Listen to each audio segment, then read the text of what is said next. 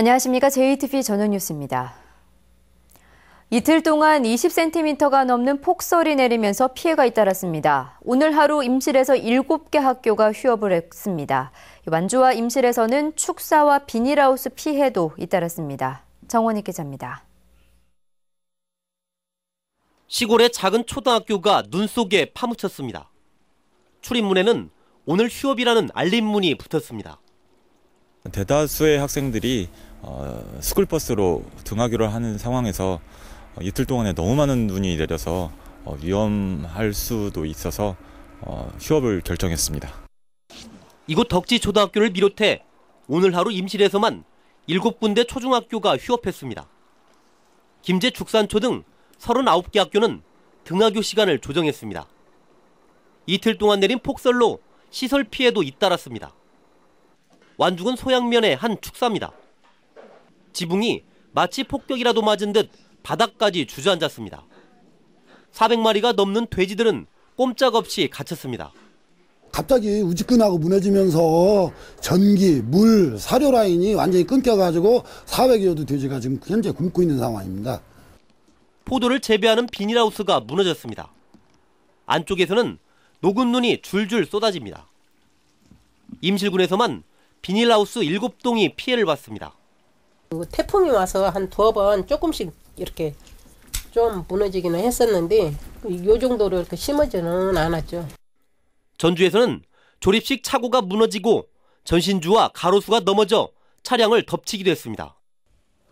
도로변 산자락에 수십 년 된 나무들도 이처럼 눈의 무게를 이기지 못하고 줄줄이 쓰러졌습니다. 무척 불편하죠. 나무가 쓰러지니까 사고 위험도 있고 눈이 적재가 되어 있기 때문에 상당히 오는데 지장이 많습니다. 첫눈치고는 엄청난 폭설로 곳곳에서 눈 피해가 잇따랐습니다. JTB 뉴스 정원익입니다. 새만금 2호 방조제를 둘러싼 행정구역 다툼이 대법원 소송으로 이어졌습니다. 군산시와 부안군은 새만금 2호 방조제 행정구역을 김제시로 귀속한 중앙분쟁조정위 결정이 토지의 효율적인 관리를 가로막는다며 오늘 대법원의 행정구역 결정을 취소하라는 소송을 냈습니다. 군산시는 또 부안군으로 귀속된 1호 방조제 가운데 가력광장 구간을 돌려달라는 소송도 함께 냈습니다.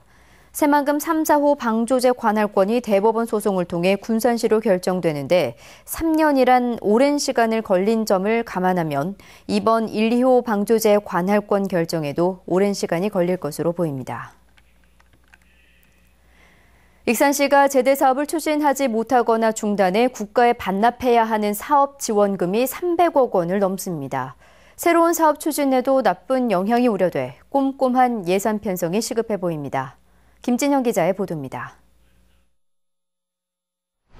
전체 공사비 198억 원 가운데 정부로부터 138억 원을 지원받은 익산 하수 슬러지 처리 시설입니다.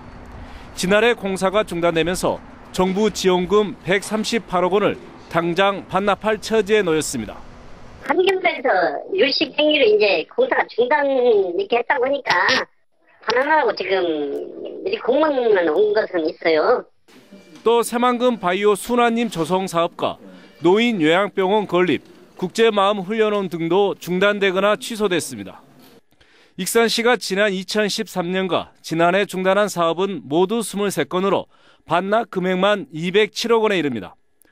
올해도 120억 원가량 반납해야 합니다. 14개 시군 가운데 가장 많은 규모입니다. 익산시가 사업 타당성 분석이나 면밀한 검토를 제대로 하지 않은 채 무리하게 사업을 진행한 게 가장 큰 이유입니다. 사전에 예산 편성에 대한 것을 어느 정도 투명하게 확보를 해놓고 절차를 밟아서 나가야 되는데 그것도 없이 그냥 무작위로 하다 보니까 재정 자립도가 낮은 익산시는 국가 지원이 절실한 상황입니다. 국가 지원 사업이 잇따라 중단돼 새로 추진하는 사업에 국가 예산 확보에 불이익을 받지 않을까 우려됩니다. JTB 뉴스 김진형입니다.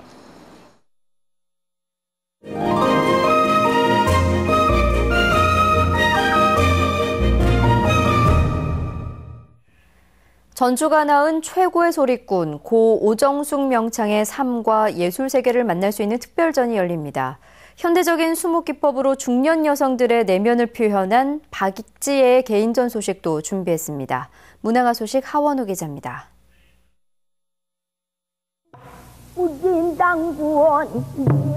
국착은 세상을 떠났지만 애절하면서도 힘있는 소리는 지금도 듣는 이들의 마음을 울립니다. 고 오정숙 선생은 여성으론 처음으로 판소리 5바탕을 완창해 판소리의 새 역사를 썼습니다.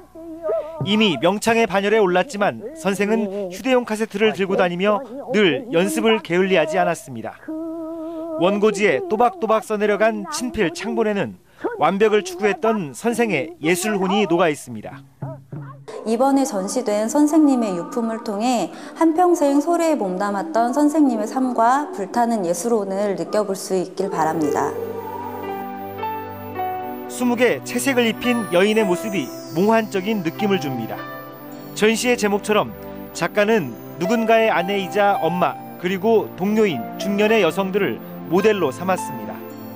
작가는 젊은 것도 그렇다고 늙은 나이도 아닌 40대 중반 또래 여성들의 내면을 화폭에 담았습니다. 40대 중반에 있는 경계선에 있는 여인들의 심상을 한국화우 조형어법으로 표현하였습니다. 물결처럼 펼쳐진 주름을 따라 수많은 점들이 놓여 있습니다. 작가는 주름을 통해 사람과 사람의 관계에서 생기는 상처와 변화, 무의식의 세계를 표현했습니다. JTB 뉴스 하원호입니다.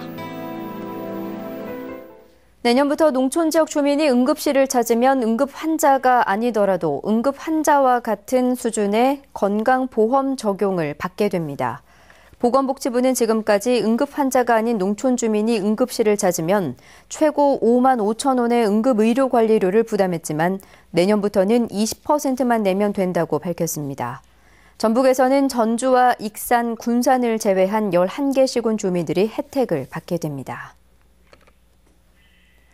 오늘 오후 1시 20분쯤 부안군 주산면 서해안 고속도로 하행선에서 55살 김모 씨가 몰던 승합차와 27살 강모 씨의 승용차가 충돌했습니다. 이 사고로 강 씨의 승용차가 불에 타 전소되고 강 씨가 다쳐 병원에서 치료를 받고 있습니다. 경찰은 승합차가 차로를 변경하면서 미처 승용차를 발견하지 못해 사고가 난 것으로 보고 정확한 사고 경위를 조사하고 있습니다. 오늘 오후 3시 40분쯤 임실군 오수면 국평교에서는 40살 최모 씨가 몰던 승용차가 다리 아래로 추락해 최 씨가 크게 다쳤습니다. 어제부터 전북에는 남원이 24cm를 비롯해 임실 23.5, 전주 20cm 등 많은 눈이 내렸습니다. 오전부터 눈은 거의 그쳤지만 낮 기온이 2도 안팎에 머물러 추웠습니다. 주말인 내일은 오전에 서해안을 중심으로 눈이 내리겠습니다. 예상 적설량은 1에서 3cm로 많지 않겠습니다. 아침 최저 기온은 영하 2도에서 영상 2도, 낮 최고 기온은 6도에서 8도로 오늘보다 높겠습니다. 일요일에는 낮 기온이 10도를 웃돌아 추위가 물러날 것으로 보입니다. 전주기상지청은 일요일 밤에 한 차례 약한 비가 올 것으로 내다봤습니다. JTB 저녁 뉴스를 마칩니다. 고맙습니다.